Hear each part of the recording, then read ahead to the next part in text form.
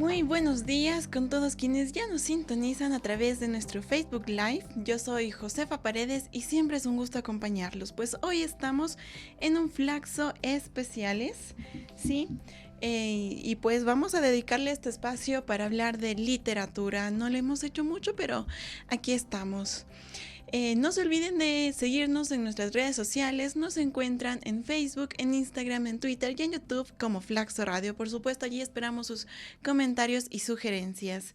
Hoy hablamos de literatura. Nos tomamos este espacio de Flaxos Especiales para hablar justamente sobre literatura y queremos rendir homenaje a uno de los grandes, de los mejores escritores contemporáneos latinoamericanos. Me refiero a Roberto Bolaño, chileno nacido en 1953, quien fue escritor y poeta con obras traducidas a más de 45 idiomas. Y aquí en Flaxo Radio, pues, queremos hablar un poquito, dialogar y conversar acerca de su vida, la cual fue bastante peculiar y ya lo vamos a comentar, y por supuesto hablar de su obra literaria, todo el legado que deja en este campo de las artes. Me acompaña en micrófonos Marcelo Cruz, licenciado en Educomunicación y maestrante de Relaciones Internacionales en el IAEN y por supuesto lector empedernido. Bienvenido Marcelo, muchísimas gracias por estar conmigo, por hablar y contarnos sobre sus pasiones y por supuesto por dedicar estos pequeños minutos a este gran escritor como lo fue Bolaño. Buen día José, gracias por la invitación, gracias a Flaxo Radio por rendirle este especial a Roberto. Muy bien, empecemos entonces. Yo quisiera que nos cuentes un poquito sobre la vida de Bolaño. Yo ya lo había mencionado al inicio que él tuvo una vida bastante peculiar, pero ¿cuáles son los hitos de su vida que en relación a la literatura, ¿no? Por ejemplo, ¿a qué se dedicaba Bolaño mientras escribía Los Detectives Salvajes? Sé que él también estuvo en Cataluña, en España. Residía en el barrio de Blanes, perdón que te corte. Justamente sí. Nace en Chile, luego se va en su adolescencia, se va a México, luego entiendo que se va a España. Y pues ¿a qué se dedicaba, no? ¿Qué es lo que él hacía? ¿Cómo se mantenía? ¿Cómo sobrevivía? Bueno, de Bolaño se ha dicho muchas cosas. Todavía sobre los detectives salvajes y durante toda su obra pre-detectives salvajes se tienen varios mitos que han ayudado a engrandecer su figura como escritor, ¿no? Como un nuevo maldito o como el último maldito, como le llaman algunos. Si bien es cierto, nace en Chile, por el golpe de Estado dado en el 73, se radica en México, donde él va a terminar, entre comillas, sus estudios secundarios. Sabemos que nunca los termina, como bien lo señalan algunos de sus personajes y algunos de sus cuentos que aparecen, por ejemplo, en llamadas telefónicas. El cuento El Gusano, él narra cómo se conoció con un sicario y fueron brevemente amigos recorriendo la Ciudad de México. Él, para mí, es uno de los primeros escritores que hace una muy buena cartografía de lo que va a ser los barrios de México. Entonces, durante la escritura de Los Detectives Salvajes, Bolaño va a dedicarse principalmente a eso, a leer mucho, a robar algunos libros con sus amigos, va a tener trabajos como, por ejemplo, ya posterior, claro está, como recolector de basura, como pocillero. También va a ser en algún momento guardia de un club nocturno. Múltiples facetas, un factotum, como diría Bukowski, ¿no? Que realiza muchas cosas con tal de seguir escribiendo. Sí, mientras escribía Los Detectives Salvajes, exactamente qué es lo que él estaba haciendo. Vivir, creo yo. Creo que eso es lo que se hace cuando estás creando algo. Ahora, sus oficios son muy variopintos. Se fugaba de clases, pasaba más tiempo con sus amigos, recorría la ciudad. Fue enfermero de varias personas cuando las encontraba enfermas. Entonces ahí tienes varios matices por los cuales a Bolaño se lo reconoce. Y ya adentrándonos y concentrándonos en la literatura, en la obra que él escribe, ¿cuáles son las particularidades que caracterizan la obra de Bolaño? Primero hay que entender dos cosas, al menos desde mi lectura.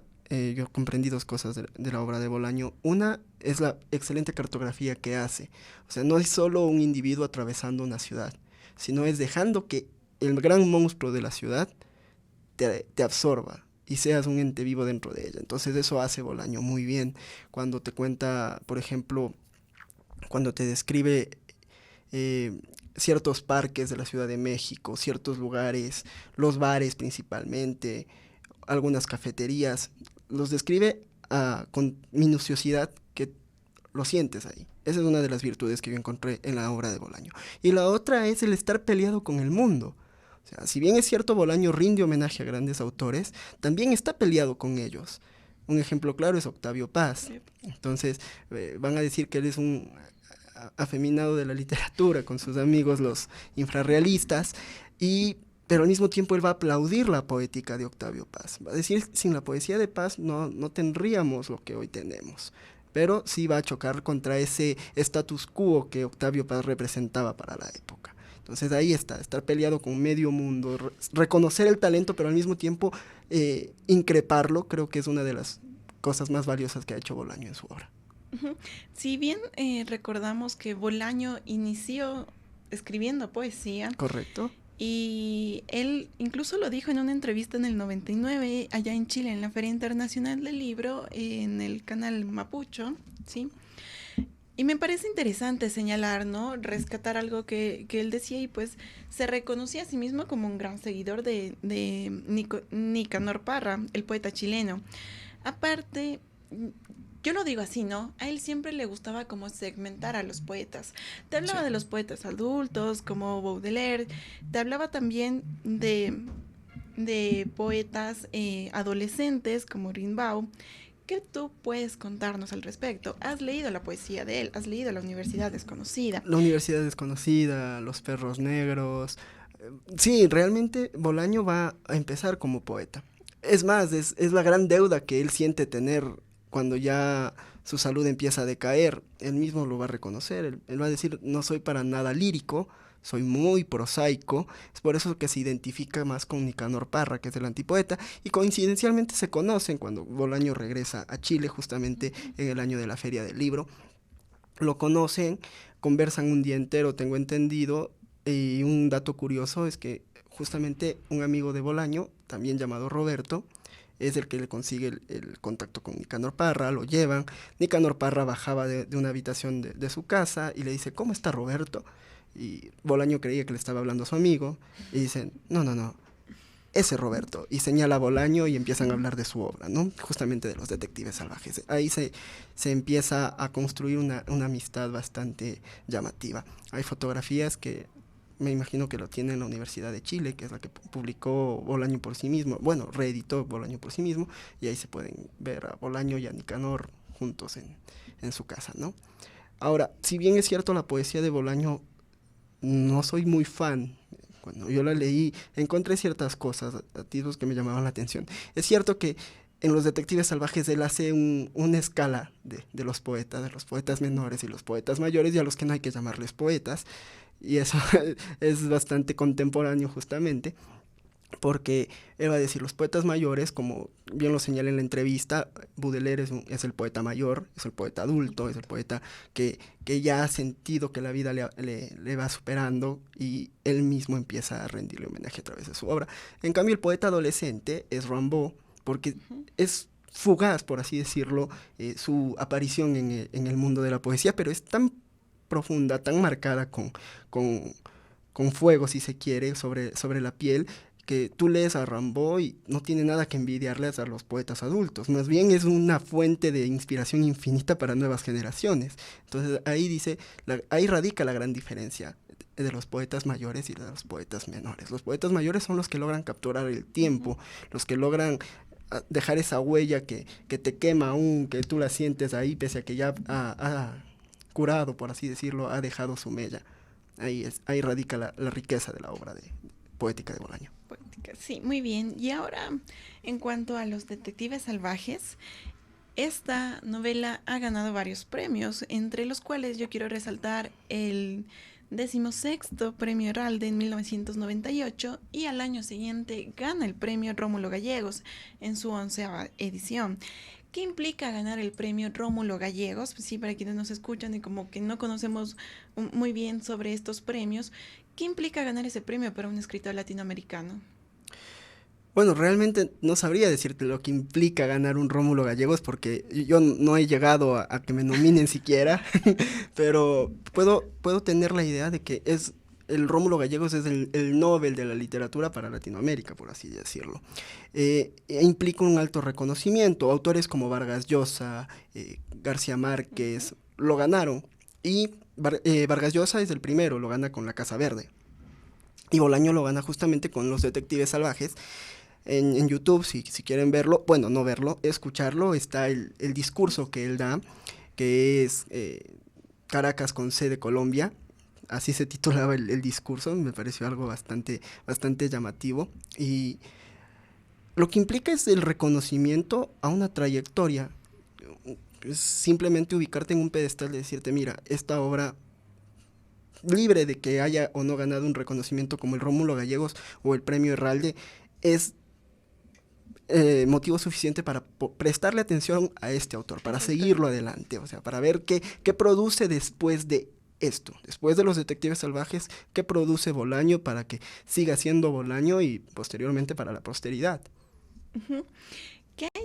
Bueno, ahora centrémonos en Los Detectives Salvajes, que es como la obra mayor, de mayor reconocimiento de Bolaño. Si bien es su novela mayor consagrada, el crítico Juan Antonio Mas Oliver Ródenas la consideró como una de las mejores novelas de la historia de México contemporáneas, escrita por un chileno, pero que residía en Cataluña. Además, Juan Villoro también dijo al respecto, y es que él asociaba a Ulises Lima, que es uno de los personajes de Los Detectives, sí, con Mario Santiago, el poeta mexicano y un gran amigo, sí, de Bolaño, ajá. Y además relacionaba el realismo visceral del cual lo vemos en la novela, lo leemos, con el infrarrealismo. Grandes críticos y escritores han elogiado sin duda esta novela. ¿Cuál es tu percepción? Bueno, cuando tú empiezas a adentrarte en el mundo de Los Detectives Salvajes, primero te identificas con los protagonistas, ¿no? Están renegados, están con ganas de fugarse de clases. Yo lo leí en una época en la que también me fugaba de clases, entonces te identificas por ahí, tienes a tus pequeños Robin Hoods, a tus pequeños héroes con los cuales generas vínculos empáticos, y yo pienso que la lectura es mucho empatía con los autores y más que nada con los personajes. Si bien es cierto, es una novela bastante graciosa, está ocurriendo mucho en Latinoamérica. Tomo un ejemplo más actual. Gabriel Alemán escribió en 2017 su novela Humo, que habla de la dictadura paraguaya, ella siendo una ecuatoriana, ¿sí? Bolaño hace lo mismo, es un chileno radicado en México, que escribe sobre México. Radicado en España. Correcto, radicado en Cataluña, pero había vivido en México, había sentido a México. Y sí, es una novela muy bien lograda porque logra capturar ya sea los elementos lingüísticos, los elementos fonéticos, los elementos culturales del México de esa época. Tal vez es por eso que el mismo Bolaño no quiso regresar a México cuando lo invitaron muchas veces. Él dijo, no quiero perder el recuerdo del México del que me enamoré. Entonces, imagínate lo que eso significa. Grandes críticos, tú señalas uno, por ejemplo, Javier Marías también ha hablado sobre Los Detectives Salvajes. Jorge Volpi también. Volpi también le ha rendido homenaje a Bolaño porque ha escrito Volpi una novela con un poco de aire bolañista, digámoslo, que es En tiempo de la locura, y también En busca de Kringsor, pero ya Kringsor es más Volpi que Bolaño, pero siempre está referenciado Bolaño. Y tal vez ahí radica la riqueza de un autor que ha sido reseñado. Vargas Llosa también le ha dedicado algunas palabras a Los Detectives Salvajes. Willo Ruales Walcon, autor ecuatoriano, tuvo el gusto de conocer a Bolaño en París brevemente y también tiene una muy buena percepción de esta novela. Entonces, mira, es una forma de conocer a Latinoamérica, si se quiere, porque no solo es recorrer México, también te hablan de varios otros lugares. La polifonía que utiliza Bolaño en su creación es bastante rica, porque no son solo ciudades de México, pueblitos de México, sino que puedes identificar a cualquier pueblo de Latinoamérica que está pasando. Entonces, tal vez probablemente por las calles de Quito vague un fantasma de César Atinajero, ¿no? Tú ya lo mencionabas, ¿no? Con este ejemplo de Volpi específicamente, en el que él empieza a tratar de escribir novelas como un homenaje a Bolaño, ¿no? Y es justamente a lo que yo quiero referirme ahora y que quiero que me lo cuentes tú un poco. Enrique Vilas Matas, también otro escritor español, señaló en cuanto a los detectives salvajes, y lo voy a leer de manera literal, ¿no? Los detectives salvajes sería una grieta que abre brechas por las que habrán de circular nuevas corrientes literarias del próximo milenio. Los detectives salvajes es, por otra parte, mi propia brecha. Es una novela que me ha obligado a replantearme aspectos de mi propia narrativa. Y es también una novela que me ha infundido ánimos para continuar escribiendo, incluso para rescatar lo mejor que había en mí cuando empecé a escribir. Se puede hablar entonces de todo un cambio, de toda una transformación y el paso de una nueva generación en la literatura latinoamericana gracias a los detectives salvajes. Sí, se puede dar. Realmente la literatura fluye como el río de Heráclito, ¿no? Y todo el tiempo tienes algo nuevo y viejo a la vez. Porque siempre vas a encontrar las referencias a los clásicos, a las referencias que un nuevo autor tiene. Y Bolaño hace eso, tiene una clara referencia a Borges, con juegos laberínticos, con varios cuentos como por ejemplo Jim o Sensini, tiene mucho de los autores que él leía bastante, y de repente aparecen los detectives salvajes y algunas otras de sus cuentos llamadas telefónicas, El gaucho insufrible, y te das cuenta de que las nuevas generaciones, hubo un momento en que muchos se llamaban posbolañistas, ¿sí? Un nombre bastante extraño, y después de que aparecen los posbolañistas aparecen los prebolañistas. Yo no sé quiénes eran los prebolañistas, no, si bien es cierto disfruté de la lectura de Bolaño, no creo que lo seguí tanto, pero Edmundo Pasoldán, un escritor boliviano, escribe Bolaño Salvaje, con la recopilación de varias otros autores que se influyeron mucho en la obra de Bolaño y que se consideran a Bolaño la nueva cabeza, el líder, el eslabón perdido de esta nueva etapa de la literatura latinoamericana, de este puente que se ha construido. A Bolaño se lo tiende a comparar con grandes escritores latinoamericanos como lo fueron Cortázar y Borges, y hay algo significativo que mencionar justamente con la novela de los detectives salvajes, y es que cuando se publica y en los años posteriores de esta obra desencadena todo un fenómeno generacional en la literatura latinoamericana, como justamente ya lo mencionabas, ¿no? Pero lo mismo pasó con Rayuela. Cuando se lo decían, y esto sí te lo comento porque también lo escuché en la entrevista en el 99 allá en Chile, cuando se lo decían a Bolaño, y personalmente, Bolaño siempre tenía como esa gran humildad de decir que esa comparación era demasiado generosa para con su obra, ¿no? Para con él. Y él mismo decía, mi novela es una pobre novela comparada con Rayuela. Tú has leído también a Cortázar, has leído a Borges. ¿Qué nos puedes decir? ¿Es realmente, Bolaño está realmente a la altura como para ser comparado con estos autores? ¿Está, está más allá de Borges y de Cortázar? ¿O tal vez no viene al caso realizar esta comparación?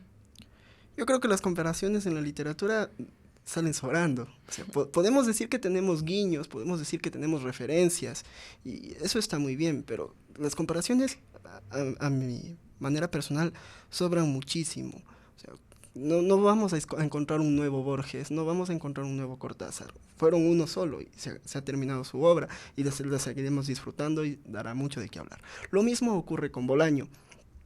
En algún momento, ya te dije, vivimos justamente años atrás, hace pocos años atrás, 2008, todo lo que fue hasta 2011 máximo, muchos jóvenes estaban leyendo Los Detectives Salvajes aquí en el Ecuador, o estaban leyendo a Bolaño, y se reunían, no sé, con su grupo de amigos.